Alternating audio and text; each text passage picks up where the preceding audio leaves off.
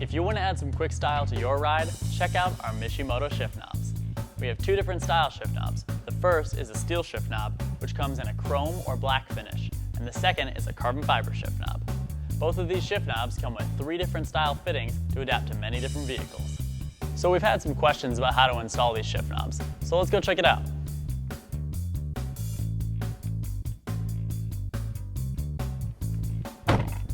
Alright, so for this car we decided to go with the carbon fiber shift knob. So let's get this stock shift knob off and get this guy on.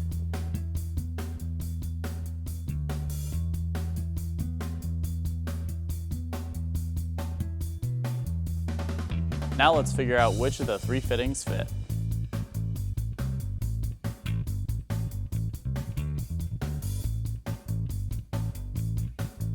You may have noticed that these fittings are only partially threaded on the inside. That way, when you install the Mishimoto shift knob, give it a few extra turns and it'll be on nice and tight.